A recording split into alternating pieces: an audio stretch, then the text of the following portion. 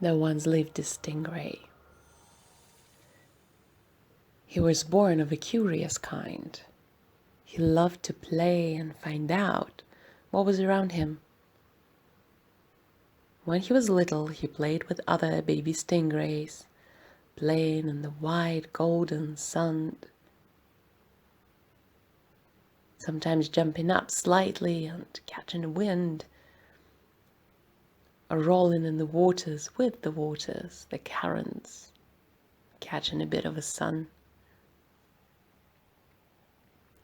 But soon all the rocks seemed familiar, and all the sand was known, and all the games were old. Even the new ones became old in time. And his discomfort grew. His appetite for all things curious grew with it. And soon, instead of finding the prettiest rock or the smoothest of shells, he wished to find where it is the heart of the ocean. Where is that place from which it comes? He remembered the stories his grandmothers told him about a crack in the middle of the ocean from which all life arose. All water gushed through it, and all the creatures came out. And there, that crack was still there, in the ocean, the same ocean he lived in. And for millennia of time, it was a magnificent magical creature known as the wise old whale that was a guardian of that crack of life.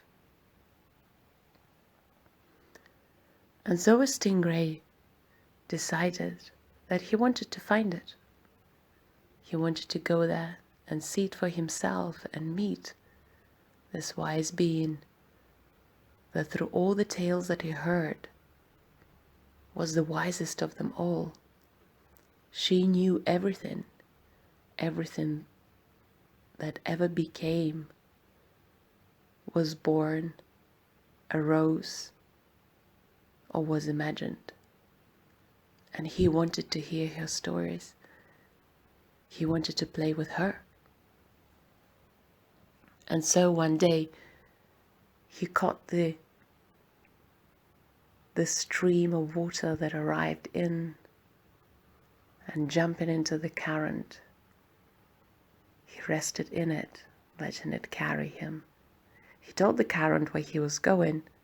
Well, I'll see where I could get you. I'll get you as far as I can, but I don't know where the wise old whale lives. I've never seen that crack, although I heard stories of it, said the current. And after some days and nights, the current stopped. I told the Stingray that it was time for him to find his own way, for it was the end of her. He thanked the current and carried on, and soon he spotted a beautiful creature, a tortoise. It happened to be a tortoise that knew one of his great-great-grandmothers. Well, I'll show you the way slightly further, said the tortoise. Let's go. And they swarmed next to each other, sharing stories. Tortoise laughed, hearing all about the curiosity of our friend, his desire to play and hear stories from the origin. The tortoise was a very old creature, and so she knew of the ways that others forgotten of how to get to the depths of the ocean safely and unseen, and they went there together. And after the tortoise came a shark, and after a shark came another creature, and after that creature came a mermaid, and after a mermaid came a rock, and after a rock came an octopus, and after an octopus came a seahorse, and after a seahorse came the other, and then the other, and then the other, and then the other. And so the chain of connections and stories continued, entertaining our Stingray on the way. And he learned so much, and so excited he was for all those stories, and all the plays and swims and jumps and loves he shared along the way. And as he descended deeper and deeper into the darkness in which he found difficult to be or see or breathe, he carried on. He was determined. And maybe it's the millennia that has passed since he saw light. There was no time in that place. He just simply knew his destination and never swayed. He kept telling himself the stories he heard to entertain himself, for there were no any other creatures around him. But he kept going. And one day, suddenly, he saw golden light arise from the water. It was still diluted, but he knew that he was close. And descending down eagerly, he swam and swam and swam relentlessly, forgetting about resting, forgetting about his needs, only remembering his desire of seeing this primordial original light meeting the wise old being and playing with her.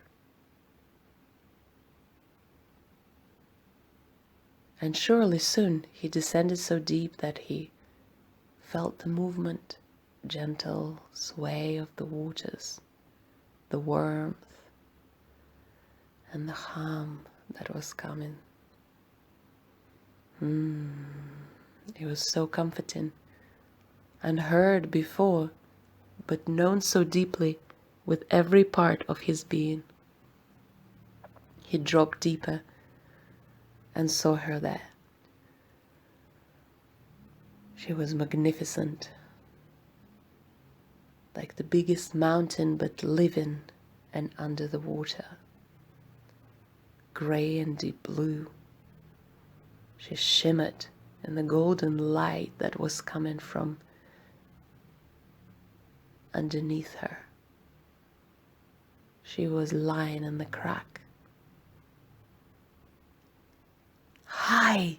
he shouted, and stopped for a second, alarmed by his own eagerness. A gentle sway and movement from her. Ever so slightly, she twisted her head and looked at him. She moved it a bit, inviting him closer. "Hello there," she said. "I don't see many visitors here. Not many come, and even less know about me and this place.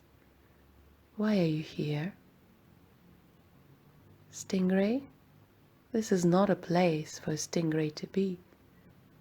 "Well, I'm not the ordinary stingray. I traveled so far to meet you. I grew up on the stories, hearing all about your wisdom, and hearing all about this magical place from which all life arose and still does. And I wanted to learn about this. I wanted to hear the stories, and I wanted to play with you. The whale smiled. There are indeed plenty of stories. Yes, yes. I heard that sometimes you fly in the night sky amongst the moon. And sometimes some told me that they even saw you in the daylight with the sun on your tail. My grandmothers told me that some of your siblings hold worlds on their backs.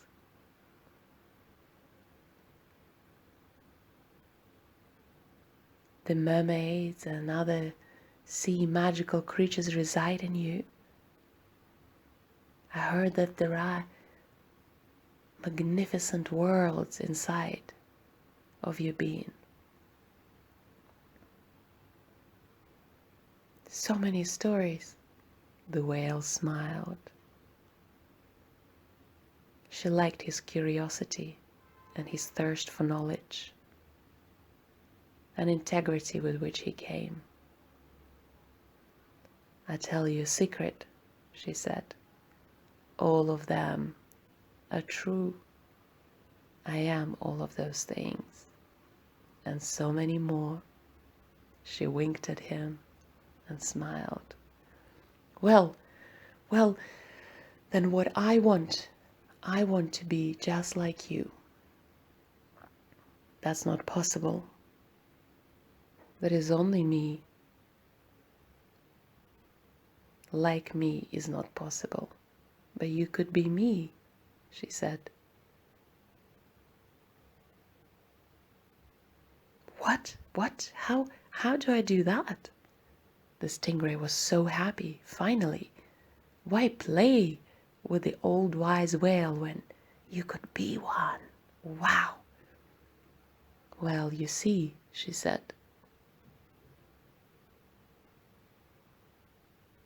Everything is not as it seems. And truly you could be anything and anyone you like.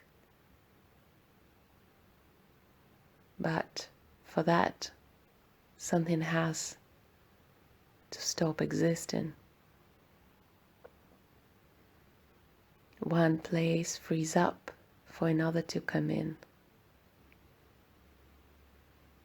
And all it asks of you is a choice of who you wish to be or what you wish to do. What do you choose?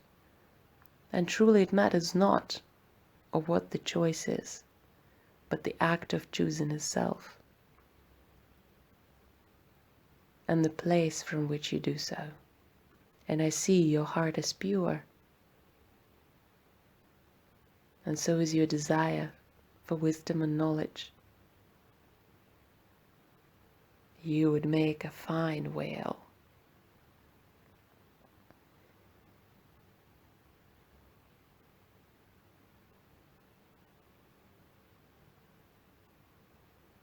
There was no deliberation from a stingray. It was a resounding yes.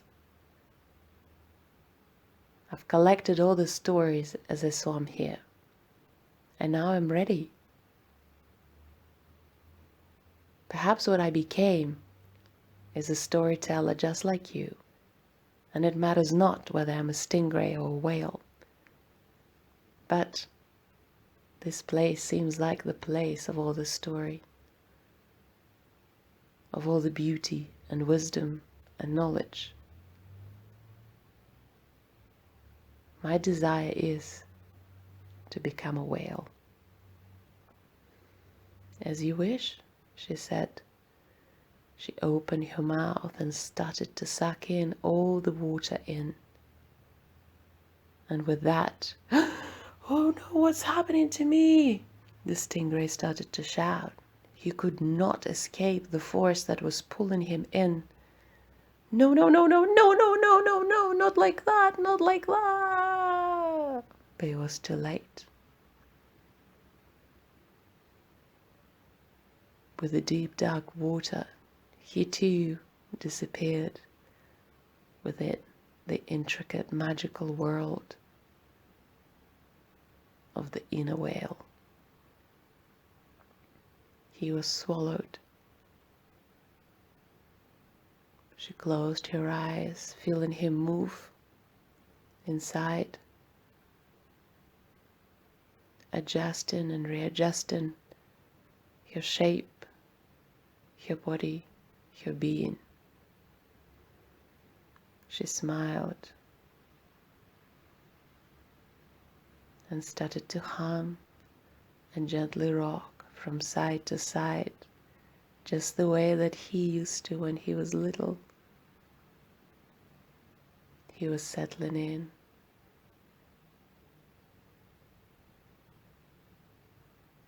And soon, nothing remained of a stingray.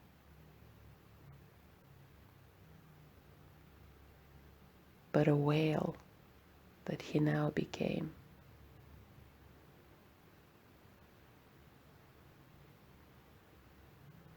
An old wise whale. The one that flies in the sky among the moons and the planets, that carries the sun on his tail and knows all the stories of how things came to be. The one that rests deep, deep within the dark, dark ocean,